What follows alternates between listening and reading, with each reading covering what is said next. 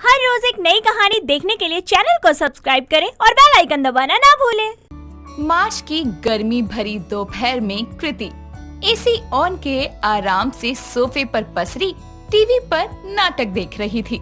तभी उसकी माँ हाथों में कपड़ों का ढेर लिए वहाँ आती है और उसके सर पर पटक कर कहती है, सारा दिन आंखें फाड़ फाड़ कर टीवी को निहारती रहती है। चल इन कपड़ों की तय लगा। अभी मैं कुछ नहीं कर रही। ये जल्लाद सास ननद मिलकर कैसे बहू तुलसी को नौकरानी की तरह काम करवा रही है। सही कहा है किसी ने, ये ससुराल वाले कभी सगे नहीं होते। तुलसी की जगह मैं होती ना तो तुरंत लौटकर अपने मायके आ जाती और भूल कर भी कभी ससुराल न जाती। ये बकवास सा सीरियल देखकर बकवासी बातें करने ही सीखी हो तू। एक औरत का ससुराल ही उसका असली घर होता है और तुझे भी एक दिन अपने ससुराल जाना ही है। तो अभी क्या मैं किराए के घर पे रहती हूँ? मैं तो नहीं जाऊंगी ससुराल। मेरा ना मत्था मत्थन का काम कर ले। ससुराल नहीं जाएगी तो क्या जिंदगी भर मायके का राशन ठूसेगी? हाँ तो एक लौती औलाद हूँ आपकी, पड़ोसियों की थोड़ी ना हो जो उनके घर जाके खाऊं। जुबान चलवा लो महारानी से, क्योंकि हाथ चलाकर काम करने में तो मौत आती है इसे। यहाँ तो दो बातें सुनाकर मैं ही काम कर देती हूँ। ससुराल में यही हरकत की ना तो सास दो ताने भी सुनाएगी और काम भी तुझसे ही करवाएगी। जब मैंने ससुराल जाना ही नहीं है तो इन सब के बारे में क्या सोचना। हाँ हाँ महारानी, वो तो समय ही बताएगा। मैं भी कहती थी कि शादी नहीं करूँगी, लेकिन शादी भी की, ससुराल भी आई और तुझ जैसी निकम्मी औलाद को जन्म भी दिया। बस करो यार, जब मुझे जाना ही नहीं है ससुराल तो क्यों आप इन सब बातों का राग लेकर बैठ गई। इतना कहकर कृति वहाँ से चली जाती है। कृति एक मस्त और बिंदास लड़की थी जिसे ससुराल शब्द सुनकर ही मिर्ची लग जाया करती, क्योंकि उसे लगता था कि ससुराल एक पिंजरा होता है जिसमें बहू नाम के पंछी को मजदूरी करनी पड़ती है। एक दिन उसकी पुरानी दोस्त मीनल, जो कि शादीशुदा थी, उससे मिलने उसके घर आती है। काफी दिनों के बाद देखने के कारण कृति उसे गले लगाकर कहती है, हे भगवान, शादी के 6 महीने बाद देख रही हूँ मैं तुझे, तो इतनी पतली क्यों हो गई? तेरे ससुराल वाले खाना नहीं देते? पागल है क्या? तू अपनी बता, सब बढ़िया है ना? मैं तो एकदम झकास हूँ। तभी सरिता चाय नाश्ता लेकर हॉल में आती है और टेबल पर रखते हुए कहती है, अरे मीनल बेटी, कैसी है? ससुराल में सब ठीक है ना? हाँ आंटी, सब ठीक है। आप तो ये बताओ कि इस दीदी की शादी कब कर रही हो? दीदी का शादी करने का मन ही नहीं है तो इसमें मैं क्या करूं? अरे ऐसा मैंने कब कहा? मैंने तो बस ये कहा था मम्मी कि मैं ससुराल नहीं जाऊंगी। शादी के लिए तो मैं फॉरएवर रेडी हूँ। ये लो, अरे बात तो एक ही पड़ गई ना। शादी नहीं करेगी तो ससुराल भी नहीं जाएगी ना। ऐसे थोड़ी ना होता है। नफरत तो मुझे ससुराल जाने से है, शादी से तो मुझे बहुत प्यार है। शादी तो मैं जरूर करूंगी और फिर अपने जो इतने शादी को लेकर अरमान सजाए हैं उन्हें भी तो पूरा करना है। बताओ, इस नालायक को शादी भी करनी है और ससुराल भी नहीं जाना। इसकी बातें सुनकर तो अपना ही सर दीवार में मारने को दिल करता है। समझा इस अपनी कम दिमाग वाली सहेली को। अरे आंटी जी, चिंता मत करो, ये सब इसके नखरे हैं।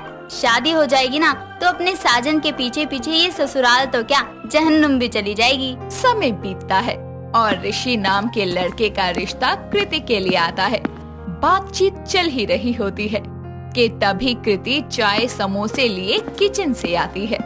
ऋषि और उसकी माँ सुषमा को कृति पहली ही नजर में भा जाती है। दोनों का रिश्ता पक्का हो जाता है।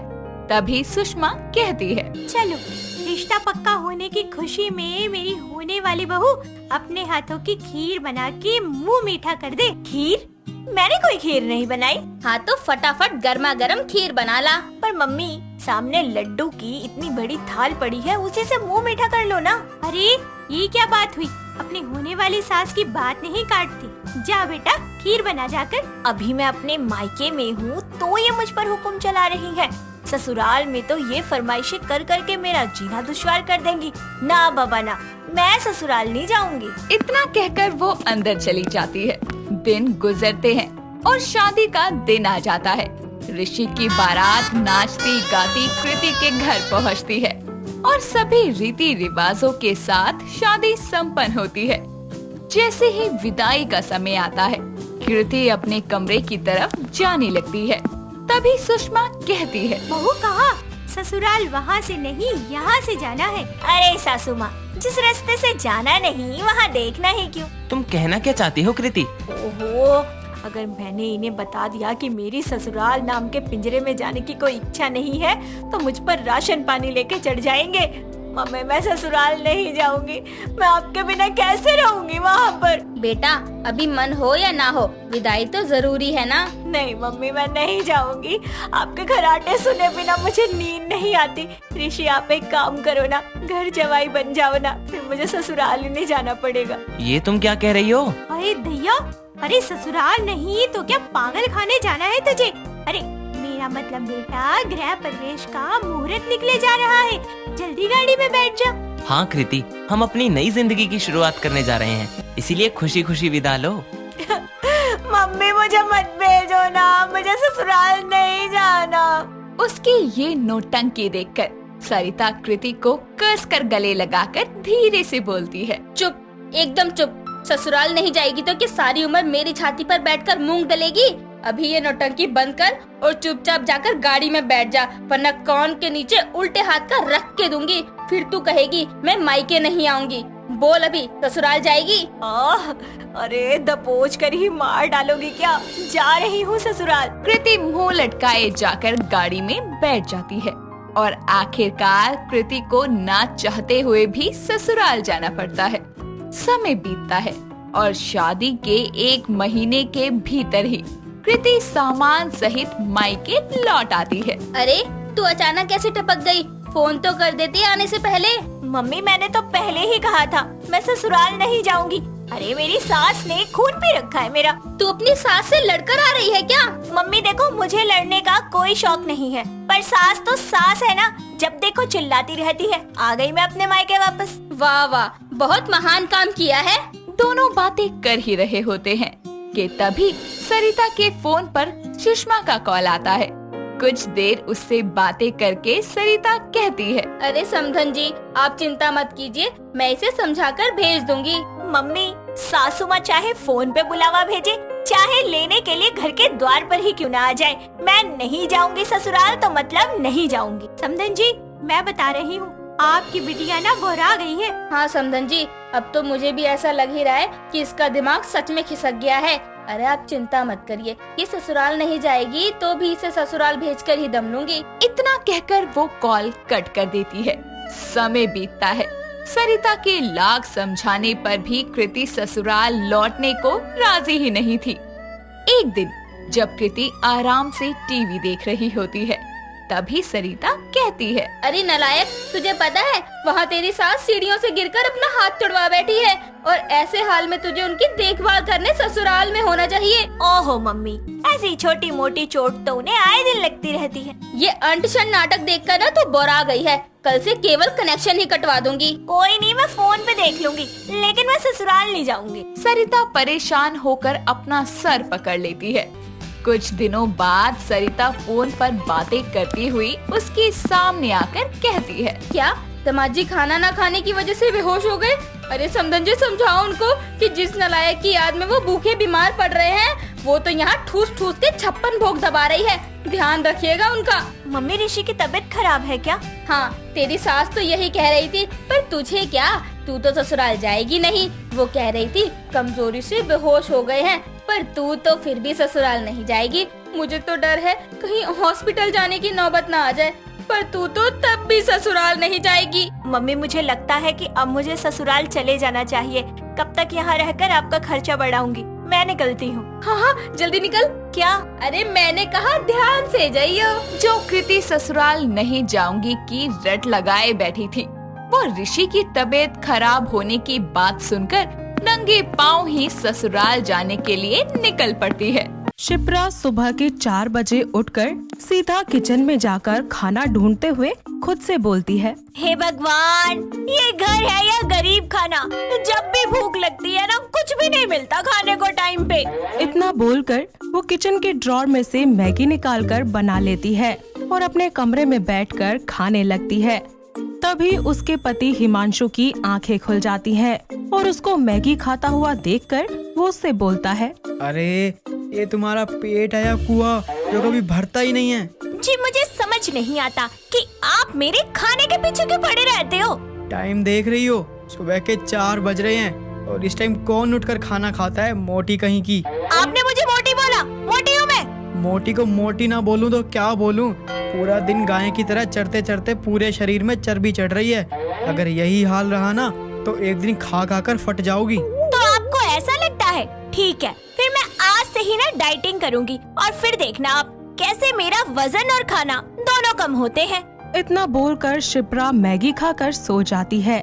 कुछ ही देर के बाद सुबह हो जाती है और हिमांशु तैयार होकर ऑफिस के लिए निकल रहा होता है और शिप्रा से बोलता है, शिप्रा, अभी तक ब्रेकफास्ट तैयार नहीं हुआ, मैं ऑफिस के लिए लेट हो रहा हूँ। हिमांशु की आवाज सुनकर शिप्रा सैलेड खाते हुए किचन से बाहर आती है और बोलती है, अरे क्या हो गया हिमांशु जी, क्यों गले को कष्ट दे रहे हो इतना मुझे आवाज लगा लगा कर? मेरा लंच और ब्रेकफास्ट कहाँ है?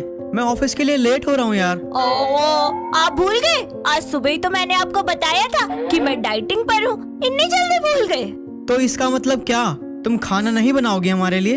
हिमांशु जी, जब मैंने खाना ही नहीं है तो बनाऊं किसके लिए? शिप्रा की ये बात सुनकर हिमांशु उस पर गुस्सा होने लगता है कि तभी उसकी माँ चेतना लंच लेकर आती है और उसके हाथों में देते हुए बोलती है, अरे कोई बात नहीं बेटा, तेरी माँ अभी जिंदा है। अगर ये भैंस खाना नहीं बनाएगी तो हम भूखे नहीं मर जाएंगे।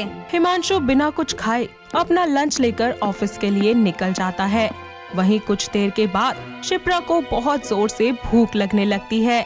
तभी वो खुद से कहती है, ओफो, मैं क्या करूं? अब तो ये भूख मुझसे बर्दाश्त ही नहीं हो रही और मेरी भूख का एक ही इलाज है, खाना खाना और ढेर सारा खाना। इतना बोलकर वो किचन में जाकर खाना लेती है और बाहर आकर आराम से बैठकर खाते हुए एक बार फिर खुद से कहती है, शिप्रा बेटा, जल्दी से खाना खा ले। अगर तेरी उस घूसट सास ने देख लिया ना ऐसे तुझे छुप कर खाते हुए तो तेरे हाथ और मुंह से दोनों खाना छीन के ले जाएगी। इतना बोलकर शिप्रा जल्दी जल्दी खाने लगती है, मगर चेतना वहाँ आ जाती है और उससे कहती है, महारानी सुबह तो बोल रही थी कि जब मुझे खाना खाना ही नहीं है तो बनाकर करूँगी क्या, और अब देखो कैसे दबा दबा कर ठूसे जा रही है, जैसे जन्मों से भूखी हुई है। तो क्या हो गया माँ जी, अगर थोड़ा सा खा लिया तो? और वैसे भी और दिन के मुकाबले तो आज मैंने कम ही खाना खाया है। हाँ हाँ करमजली, तूने तो बहुत बड़ा एहसान कर दिया मुझ पे।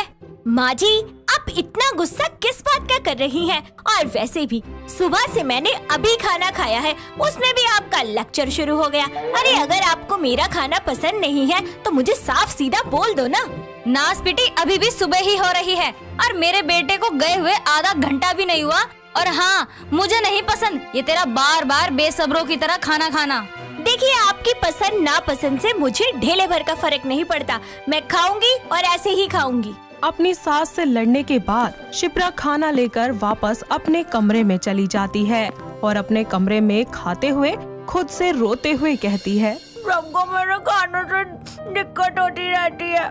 इसी तरह रोते हुए वो अपना खाना खत्म करके घर का सारा काम कर लेती है और हिमांशु को कॉल करके उससे बोलती है, माय लवली हबी, चलो ना आज हम बाहर खाने पे चलते हैं। वो शर्मा जी है ना, कल वो भी अपनी पूरी फैमिली को डिनर पर लेकर गए थे, तुम भी ले चलो ना, माँ जी को कितना अच्छा लगेगा और मुझे खाना भी नहीं बनाना पड़ेगा।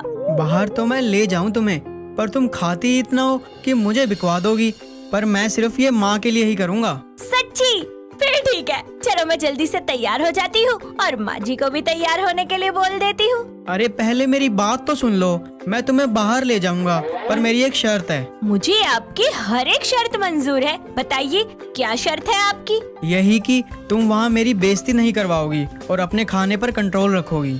शिप्रा उससे वादा कर देती है और जल्दी से चेतना को बता देती है। कुछ ही देर के बाद हिमांशु आ जाता है, जिसके बाद वो सभी लोग रेस्टोरेंट में जाते हैं।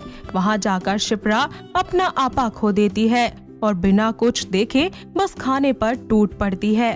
उसे ऐसे खाते देखकर वहाँ बैठे सभी लोग बस उसे देखते ही रह जाते हैं और कुछ ही देर के बाद शिप्रा खाना खाकर बोलती है, हिमांशु जी, माँ जी, चलिए मेरा खाना तो हो गया। अरे अकेले ही पूरे रेस्टोरेंट का खाना खा गई और बोल रही हो आज के लिए बस इतना ही। अरे इसने कसम जो खा रखी है कि तुझे तो बिकवा कर ही मानेगी।